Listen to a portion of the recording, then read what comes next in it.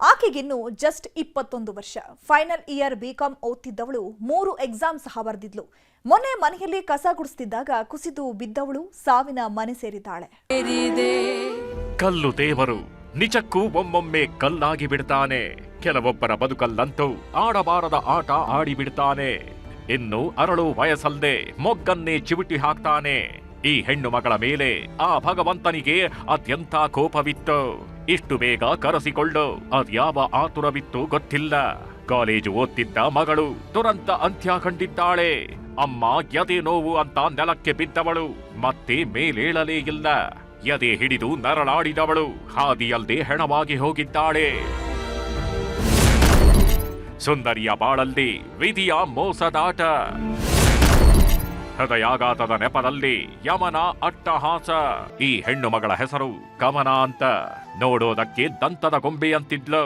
ಹಾಡಿಗೆ ತಕ್ಕಂತೆ ಹೆಜ್ಜೆ ಹಾಕ್ತಿದ್ಲು. ನಾದಕ್ಕೆ ತಕ್ಕಂತೆ ಅಭಿನಯ ಮಾಡ್ತಿದ್ಲು.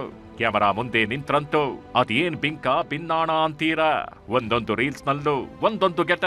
ಸೀರೆಯುಟ್ಟು ಬಂದ್ರೆ ಸೌಂದರ್ಯವನ್ನೇ ಅರೆದು ಕುಡಿದಂತೆ ಕಾಣ್ತಿದ್ಲು. ಬಹುಶಃ ಇದೇ ಕಾರಣಕ್ಕೂ ಏನೋ ಭಗವಂತನ ವಕ್ರದೃಷ್ಟಿ ಬಿದ್ದಿದ್ದು. ಬದುಕಿ ಬಾಳಬೇಕಿದ್ದ ಹೆಣ್ಣು ಮಗಳನ್ನ ಇಷ್ಟು ಬೇಗ ಕರ್ಕೊಂಡು ಹೋಗಿದ್ದು.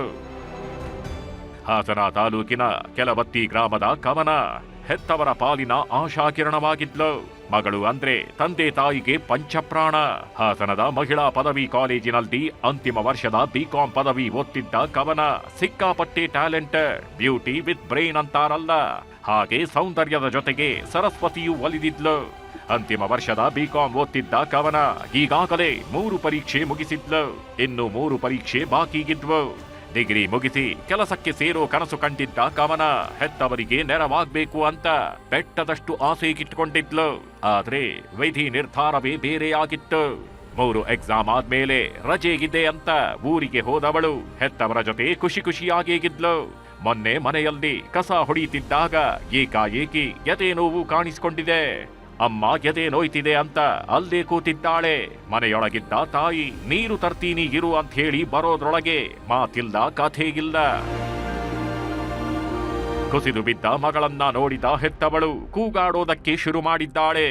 ಕೂಡಲೇ ಅಕ್ಕಪಕ್ಕದ ಮನೆಯವರೆಲ್ಲ ಸೇರ್ಕೊಂಡು ಹಾಸನದ ಖಾಸಗಿ ಆಸ್ಪತ್ರೆಗೆ ಕರ್ಕೊಂಡು ಹೋಗಿದ್ದಾರೆ. ಆದ್ರೆ ಅಷ್ಟರಲ್ಲಾಗಲೇ ಯಮರಾಯ ಸಾವಿನ ಪಾಶ ಹಾಕಿಯಾಗಿತ್ತು. ಆಸ್ಪತ್ರೆಗೆ ಕರ್ಕೊಂಡು ಹೋದ ಹೆತ್ತವರಿಗೆ ಮಗಳ ಸಾವಿನ ಸುದ್ದಿ ಸಿಕ್ಕಿದೆ. ನಿಮ್ಮ ಮಗಳು ಸಾವನ್ನಪ್ಪಿದ್ದಾಳೆ ಅಂತಿದ್ದಂತೆ ಇಡೀ ಊರೇ ಶೋಕ ಸಾಗರದಲ್ಲಿ ಮುಳುಗಿದೆ. ಹೃದಯಾಘಾತಕ್ಕೆ ತುತ್ತಾದವಳು ಒಂದೇ ಒಂದು ಮಾತನ್ನು ಹೇಳದೆ ಹೊರಟು ಹೋಗಿದ್ದಾಳೆ. ಒಂದೇ ತಿಂಗಳಲ್ಲಿ ಹೃದಯಾಘಾತಕ್ಕೆ 3 ಬಲಿ. ಅದೇನೋ ಗೊತ್ತಿಲ್ಲ, ಈಗೀಗ ಹೃದಯಾಘಾತ ಅನ್ನೋದು ಯುವ ಸಮುದಾಯದ ಪಾಲಿಗೆ ಮಹಾಮಾರಿಯಾಗಿ ಕಾಡ್ತಿದೆ. ಕೂತವರು ಕೂತಲ್ದೆ ಪ್ರಾಣ ಬಿಡ್ತಿದ್ದಾರೆ. ಡ್ಯಾನ್ಸ್ ಮಾಡ್ತಿದ್ದವರು ಡ್ಯಾನ್ಸ್ ಮಾಡ್ತಿದ್ದಾಗಲೇ ಜೀವ ಚೆಲ್ಲುತ್ತಿದ್ದಾರೆ. ಹಾಸನ ಜಿಲ್ಲೆಯಲ್ಲೇ ಕಳೆದೊಂದು ತಿಂಗಳಲ್ಲಿ 3 ಸಾವನ್ನಪ್ಪಿದ್ದಾರೆ. ಇದಕ್ಕೆ ಅಸಲಿ ಕಾರಣ ಏನು ಅನ್ನೋದು ಮಾತ್ರ ಗೊತ್ತಾಗ್ತಿಲ್ಲ. ಎಷ್ಟೇ ಎಚ್ಚರ ವಹಿಸಿದ್ರು ಸಾವಿನ ಕೂಪದಿಂದ ತಪ್ಪಿಸಿಕೊಳ್ಳೋದಕ್ಕಾಗ್ತಿಲ್ಲ. Sudden cardiac deaths. ಸೊ ಇದನ್ನ ಪ್ರಿವೆನ್ಷನ್ ಹೆಂಗ್ ಮಾಡೋದು, ಸಡನ್ ಕಾರ್ಡಿಯಾಕ್ ಡೆತ್ ಪ್ರಿವೆನ್ಷನ್ ಹೇಗ್ ಮಾಡೋದು ಅನ್ನೋದಕ್ಕೆ ಒಂದು ಏನಂದ್ರೆ, ಯಾರಾದ್ರೂ ಈ 18 ವಯಸ್ಸಾದ್ಮೇಲೆ 16-18 ವಯಸ್ಸಾಗಿರುವಂತ ಏನು ಯೂತ್ ಇದಾರೆ, ಅವರು ಏನಾದ್ರು ಕಾಂಪಿಟೇಟಿವ್ ಸ್ಪೋರ್ಟ್ಸ್ ಏನಾದ್ರು ಹೋಗ್ಬೇಕು, ಅಥ್ಲೆಟಿಕ್ಸ್ ಅಲ್ಲಿ ಏನಾದ್ರು ಪಾರ್ಟಿಸಿಪೇಟ್ ಮಾಡಬೇಕು ಅಂತ ಏನಾದ್ರು ಪ್ಲಾನ್ ಮಾಡಿದ್ರೆ, ಅಂತ ಸಿಚುಯೇಷನ್ ಅಲ್ಲಿ ಅಂತವ್ರು ಅಟ್ಲೀಸ್ಟ್ ಒಂದು ಇಸಿಜಿ ಮತ್ತೆ ಎಕೋಕಾರ್ಡಿಯೋಗ್ರಫಿ ಒಂದು ಮಾಡಿಸಿ ಅದಾದ್ಮೇಲೆ ಡಿಸೈಡ್ ಮಾಡೋದು. ಒಟ್ನಲ್ಲಿ ಬದುಕಿ ಮಾಡಬೇಕಿದ್ದ ಹೆಣ್ಣು ಮಗಳು ಸಾವಿನ ಮನೆ ಸೇರಿದ್ದು. ಮಗಳನ್ನ ಕಳ್ಕೊಂಡ ಹೆತ್ತವರು ಅದ್ ಹೇಗೆ ಮರೀತಾರೋ ದೇವರೇ ಬಲ್ಲ. ಕೃಷ್ಣ ಗಿಬ್ಬೀಡು, ನ್ಯೂಸ್ 18 ಹಾಸನ.